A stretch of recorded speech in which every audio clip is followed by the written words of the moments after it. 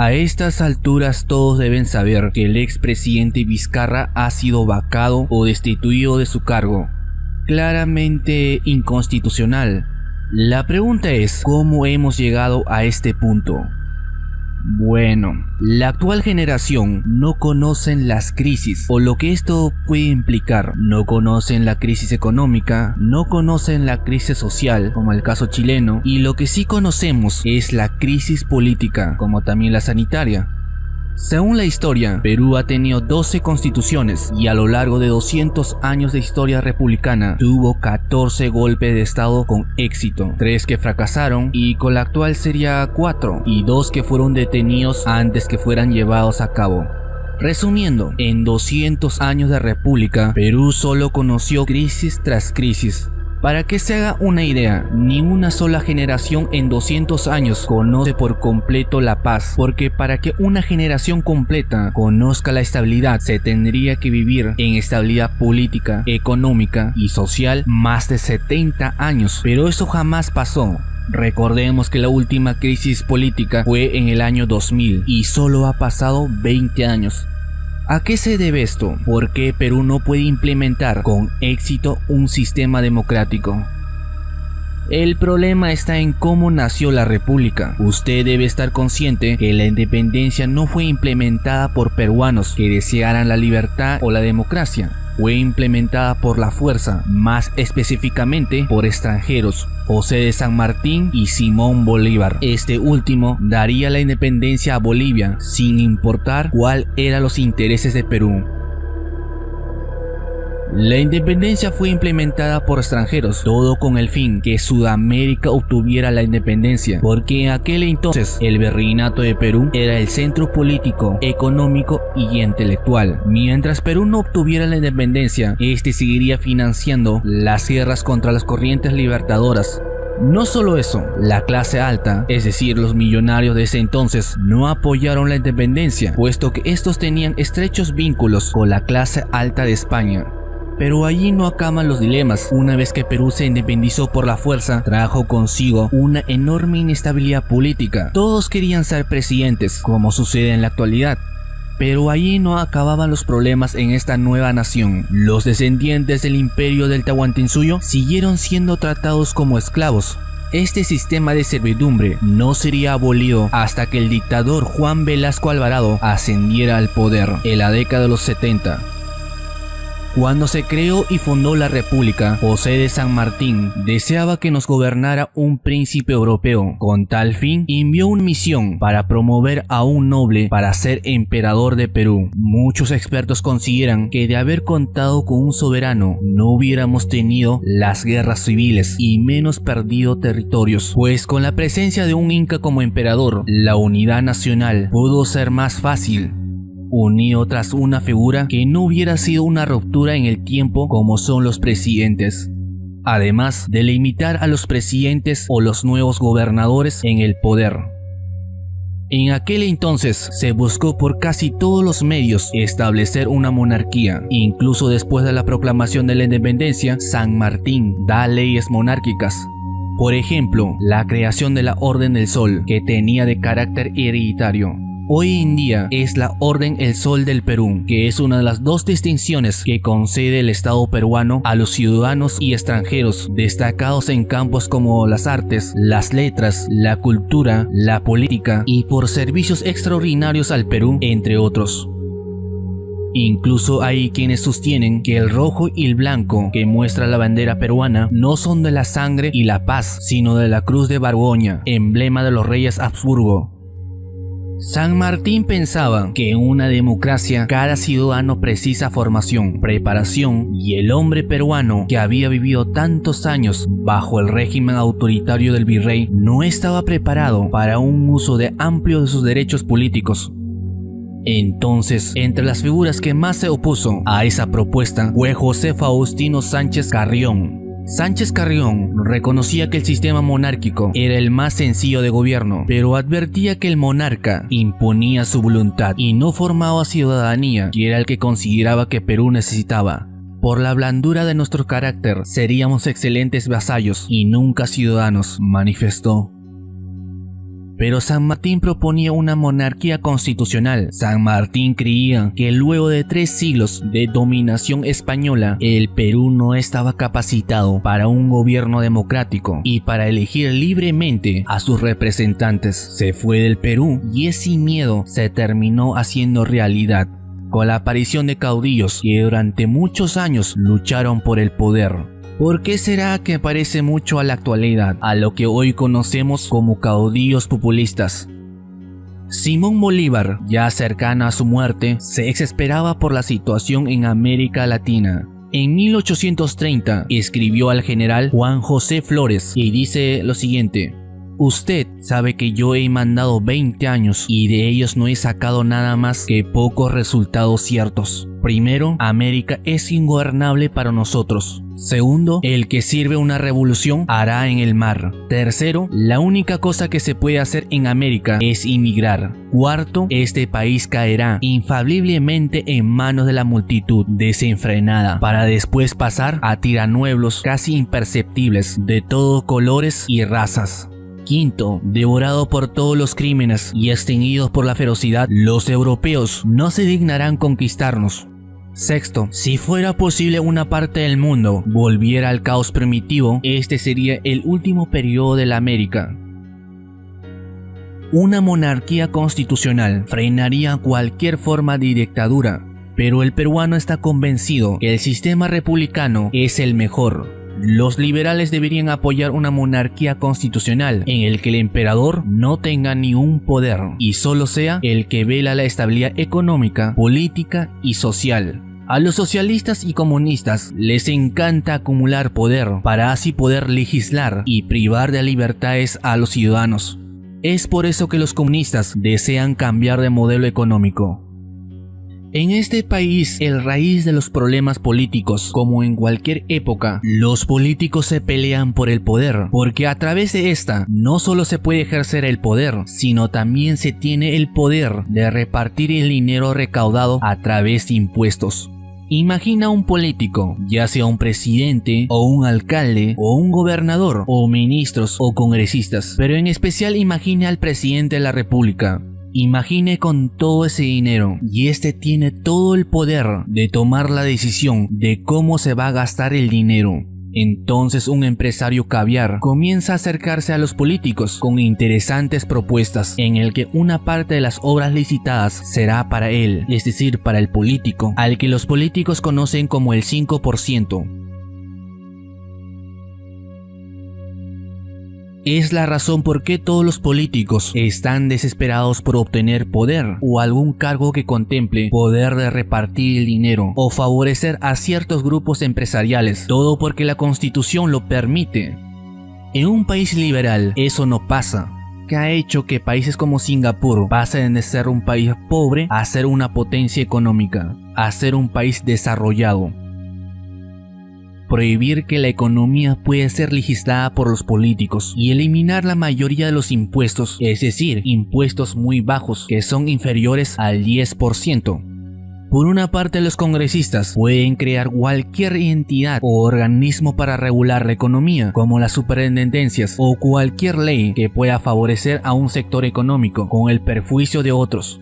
Por otra parte, el Poder Ejecutivo tiene el poder de repartir nuestros impuestos a través de obras con sobrecostos.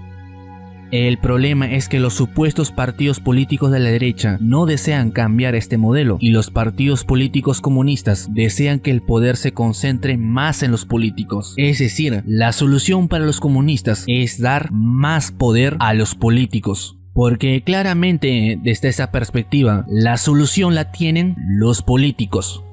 Para los liberales no es así, es todo lo contrario, es que nadie controle la economía y el poder político solo se concentre en legislar cuando violan las libertades de otro. Lo que yo sostengo es que la Constitución del artículo 58 debe decir: el Estado se reconoce de economía de mercado liberal y no puede ser objeto de exclusividad, monopolio ni acaparamiento directo e indirectamente por parte del Estado ni particulares. Es decir, estaría estrictamente prohibido bajo todos los medios la regulación de la economía. El que lo intente o el que lo haga debe ser sancionado con la máxima sanción que la justicia puede ejercer. Esta propuesta ya no debería ser ningún problema para los peruanos, ya que el 70% de la economía no se regula bajo ningún contexto a lo que conocemos como los informales. Solo el 30% tiene el control de la economía, no el 70%. Y los políticos, desde los comunistas hasta los supuestos partidos políticos de la derecha, con todas las legislaciones, lo único que han hecho es favorecer al 30% de los empresarios. Con este cambio, nadie deseará ser congresista, ni los empresarios estarán interesados en los políticos. Y para profundizar la lucha contra la corrupción, también se debe reformar el artículo 74 sobre los impuestos.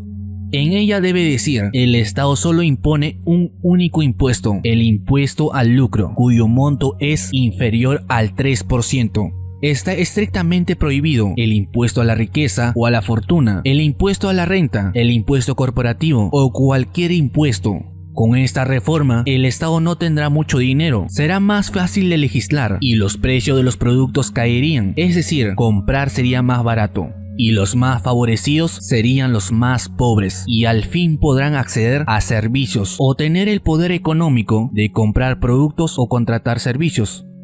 Pero políticos como el ex congresista Lescano o Verónica Mendoza desean acumular o concentrar el poder más en el Estado, es decir, que los políticos tengan el poder de tomar decisiones. Habría que preguntarles cuándo el Estado ha sido eficiente. ¿Acaso en esta crisis política, una tras otra, no es generado por los políticos? ¿Acaso la crisis económica de Venezuela no es generado por los políticos? Si una autoridad tiene el poder de moldear a su voluntad y intereses personales, el sistema es corrompible por todos los extremos. La mejor forma de combatir la corrupción es que nadie en absoluto pueda controlar o legislar. En esta crisis, tanto como los comunistas y los supuestos partidos políticos de la derecha se han unido para vacar a un presidente constitucional, sin importar cuáles fueran las consecuencias o solo faltaran meses para las elecciones generales. En esta crisis generada por los políticos de siempre, los comunistas han tenido como lema cambio de la constitución y los supuestos partidos políticos de la derecha casi en silencio. Ninguna propuesta, salvo con la excepción de Hernando de Soto, que dice que los políticos no han sabido interpretar la constitución, es decir, que los políticos no saben dónde están parados. Y el problema es que los comunistas desean dar a esos políticos que no saben hacer nada o dónde están parados más poder. Mientras los que dicen ser libertarios apoyaron a un usurpador, un golpista, un presidente de facto que nadie reconoció como su presidente. Y su lema ha sido: las protestas son incentivadas por los medios de comunicación, los socialistas y los caviares. Los que apoyaron al gobierno ilegítimo de Merino apoyaron también sin desear a los corruptos de siempre, únicamente porque odiaban al expresidente Vizcarra. Soy consciente que Vizcarra es un socialista, pero ¿era necesario que se le vacara solo faltando meses para las elecciones presidenciales? La pregunta es si volverá a ocurrir otra crisis política generada por los propios políticos en el futuro. La respuesta es que sí. Como ya saben, el Tribunal Constitucional no dijo nada si la vacancia presidencial es constitucional o inconstitucional, abriendo una ventana de que los futuros parlamentarios o los futuros gobiernos sean vacados por lo que sea, ya sea porque es infiel a su esposa o porque dijo algo que a un sector de la población no le agradó. Mientras no cambiemos o reformemos 2 artículos de la Constitución, nada cambiará. El primero, el artículo 58, donde se debe prohibir estrictamente regular la economía para que ser político o congresista no sea un negocio. De esta manera, ningún empresario estará interesado en los políticos, es decir, los de la CONFIEP no tendrán ningún interés porque los políticos no tendrán ningún poder sobre la economía. Los peruanos deberíamos exigir a todos los políticos, sin importar si somos de izquierda o la supuesta derecha, incluyendo a los liberales, que se prohíba regular la economía. No solo porque el 70% de la economía es informal y está funcionando, sino para que la economía crezca más rápido y se pueda reducir la pobreza. Y sobre todo, para acabar con una parte de la corrupción. El segundo artículo que tiene que reformarse es el 74, el de los impuestos, para reducir significativamente la corrupción por parte del Estado. se tiene que quitar el dinero que nosotros obtenemos a través de nuestro trabajo, con el que se ejerce corrupción. Para eso se debe establecer estrictamente un único impuesto inferior al 3%, porque quien paga los impuestos no son los empresarios, ellos solo recaudan impuestos para el Estado. Somos nosotros, el consumidor, la clase media, el que pagamos los impuestos, con el que los políticos se dan sueldos millonarios, asesorías millonarias, como ya deben conocer a estas alturas. Ambas reformas favorecen a los más pobres. Primero, porque los políticos no pueden crear leyes que obstaculicen para crear trabajos. Y segundo, para que los productos y servicios estén accesibles para los más pobres. Pero los políticos no piensan de esa manera. Primero, los comunistas piensan que los más pobres deben ser subsidiados, es decir, tener un bono de la clase media. Es decir, hay que quitarle a la clase media dinero para dárselo a los pobres, porque el Estado no crea dinero o genera dinero o tiene ingresos. Sus únicos ingresos son impuestos, y lo peor es que nadie les ha autorizado imponer impuestos. Nadie les autorizó para subir impuestos o crear impuestos.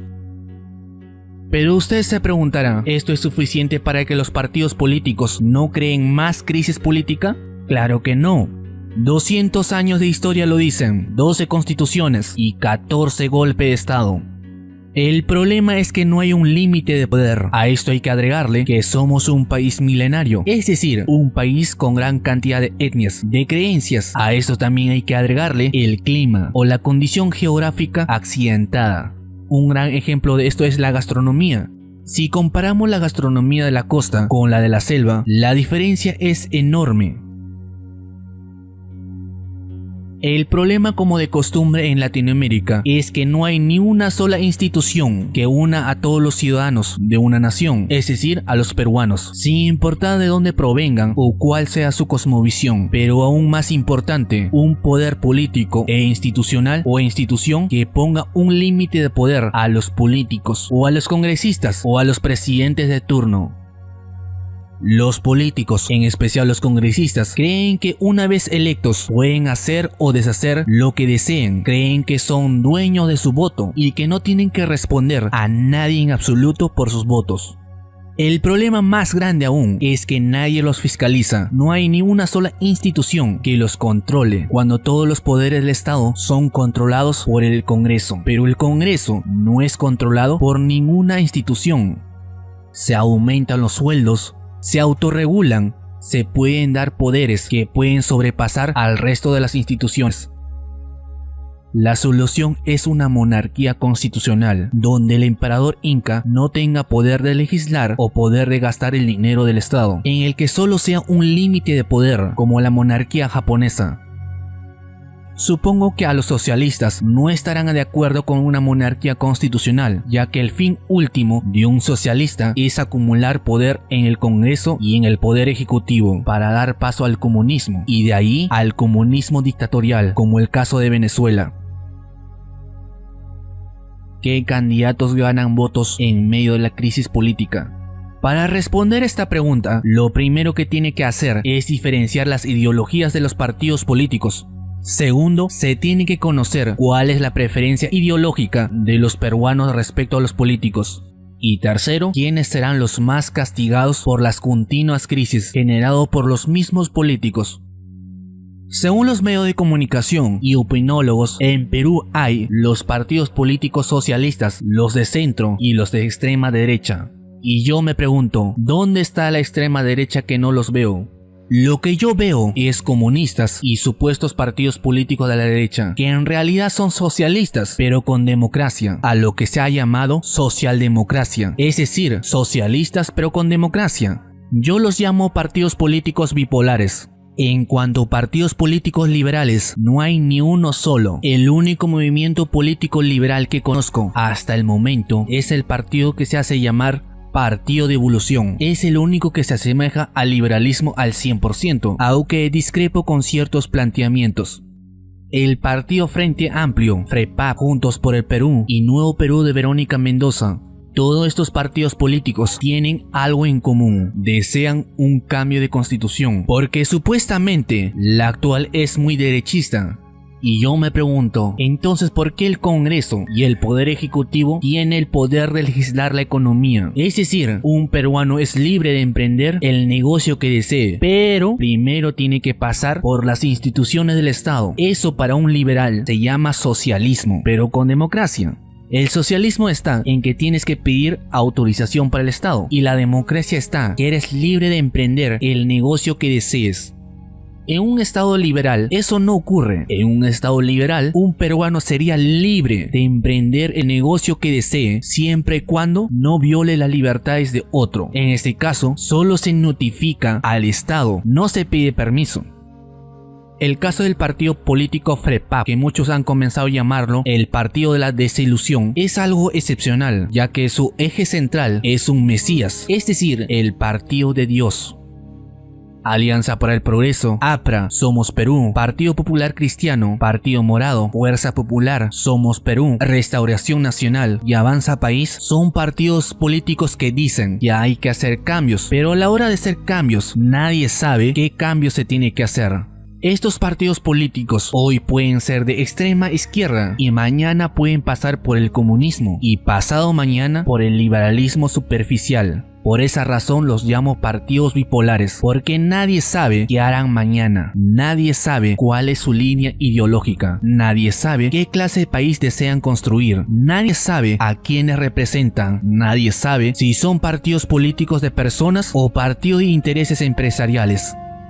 Lo que sí sabemos es que son partidos políticos de persona, más no de ideas, de manera que hoy podemos ver candidatos de un partido político, mañana pueden estar en un partido político B, y pasado mañana en un partido político C, D, E y un largo etcétera, a lo que se le ha llamado partidos políticos de vientres de alquiler. La ideología de los peruanos es muy variado, pero sí hay algo que está claro: los peruanos son conservadores en cuanto a sus creencias. En las elecciones generales de 2011, en primera vuelta, Ollanta Humala obtuvo 4.643.000 votos, que representa el 31%. Keiko Fujimori obtuvo 3.449.595 votos, que representa el 23%.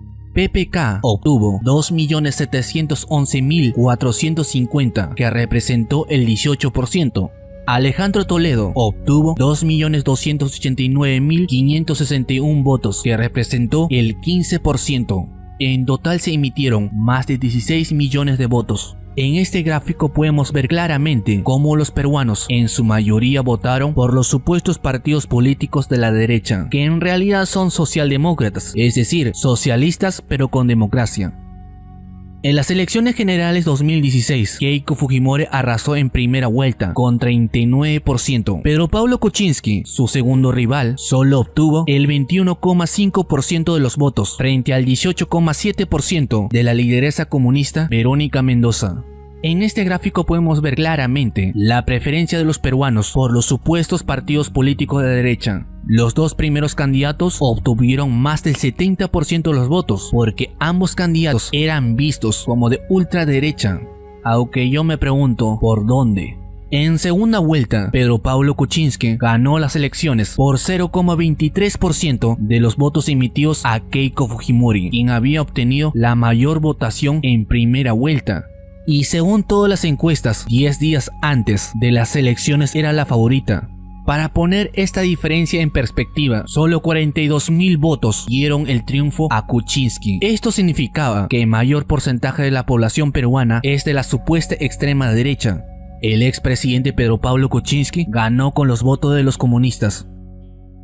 El 30 de septiembre de 2019, el entonces presidente de la República, Martín Vizcarra, disolvió el Congreso de la República, y el resultado de eso, 10 partidos de los 21 que iniciaron la carrera electoral, solo 9 partidos políticos obtuvo representación en el Congreso para el periodo 2020-2021.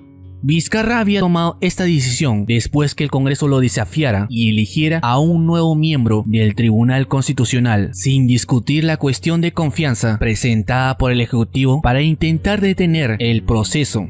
La decisión del legislativo, que dominaba el partido fujimorista Fuerza Popular, se tomó en medio de una jornada caótica. A primera hora incluyó la presentación del periodo de confianza del primer ministro Salvador del Solar, quien poco antes se encontró con las puertas del hemiciclo cerradas como reacción a la decisión de Vizcarra. Algunos congresistas opositores convocaron a un proceso para destituir al presidente, arguyendo por incapacidad moral.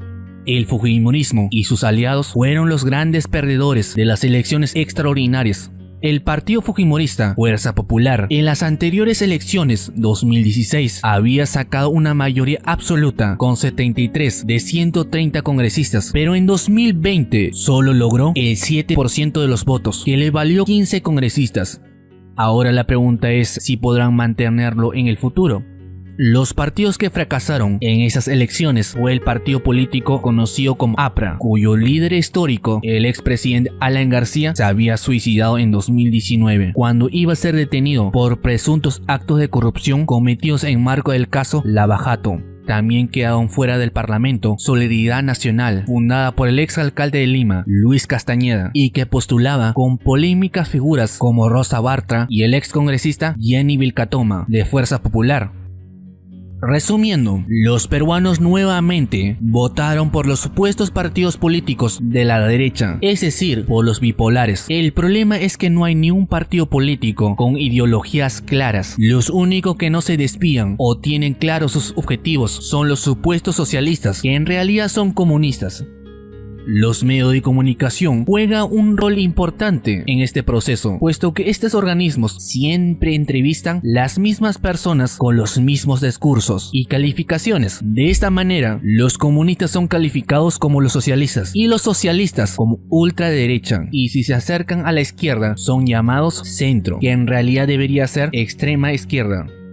Y usted se preguntará ¿por qué? La respuesta es simple. Dinero. Las medianas y grandes empresas quieren seguir teniendo el monopolio creado por Dios Estado a través de leyes del Congreso, puesto que cada vez que se promulga una ley, los más beneficiados son las principales empresas. Y usted me preguntará, ¿por qué no se supone que cada ley que promulga el Congreso o el Poder Ejecutivo favorece a los más pobres, como la ley de los genéricos con la venta obligatoria de las farmacias? La cruda realidad es que entre más legislación, es decir, entre más leyes, las pequeñas empresas no pueden costear toda esa legislación, porque primero tienen que pagar abogados o instituciones para que los otorguen. Eso significa invertir más dinero, y las pequeñas o medianas empresas no tienen ese dinero.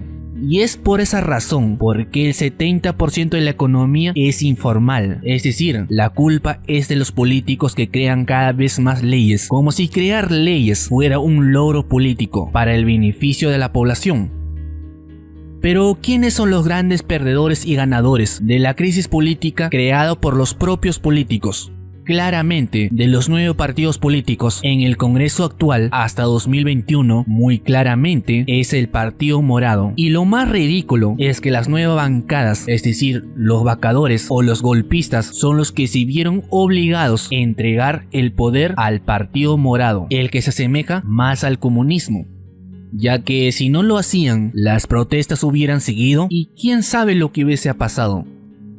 El primero más castigado desde luego será Acción Popular, seguido por Alianza para el Progreso, Partido César Acuña, el Judas de la política. Fuerza Popular, el partido político de Keiko, que no tiene palabra o principios. Unión por el Perú, Partido de Antauro, un caso muy peculiar por cierto.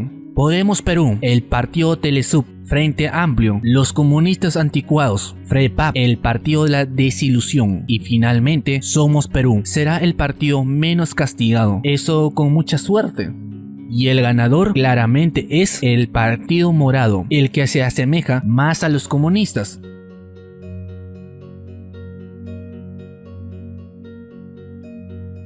Para que quede claro, si el presidente Sagasti piensa de esa manera, quiere decir que el Partido Morado no tiene intención de reducir el gasto, y si el Estado no recauda lo suficiente, quiere decir que nos vamos a endeudar.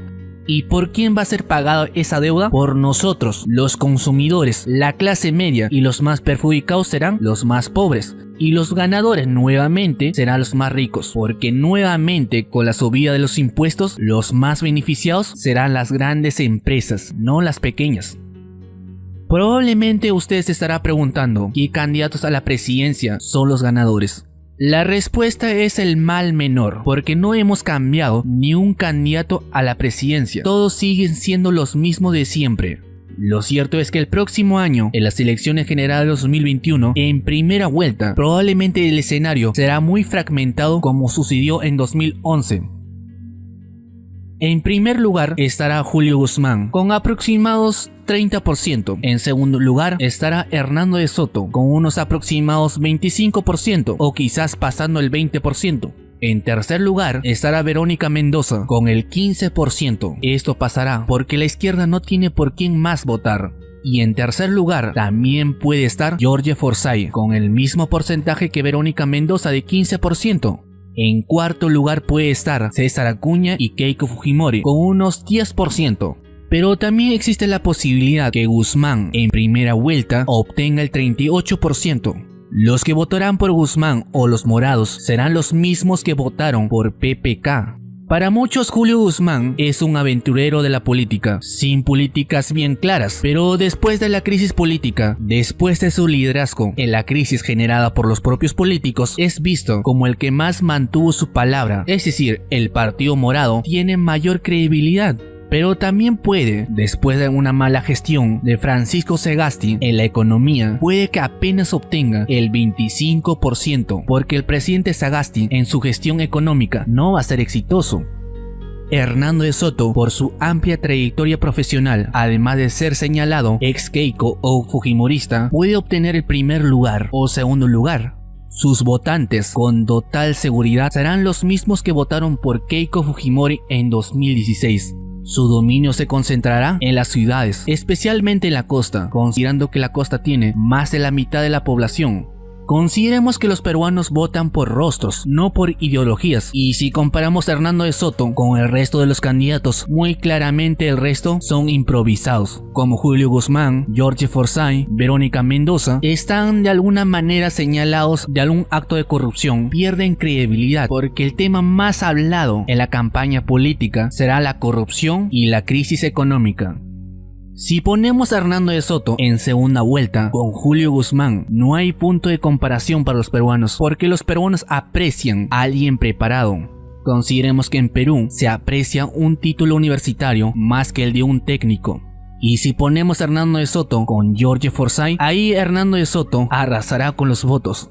Ahora, una de las cosas que más se le va a criticar a Hernando de Soto será su vínculo con Keiko, y que no dijo nada en absoluto en medio de la crisis política. Pero por su trayectoria profesional lo ayudarán para perfilar como el candidato más capacitado, el más preparado, incluso más preparado que Pedro Pablo Kuczynski.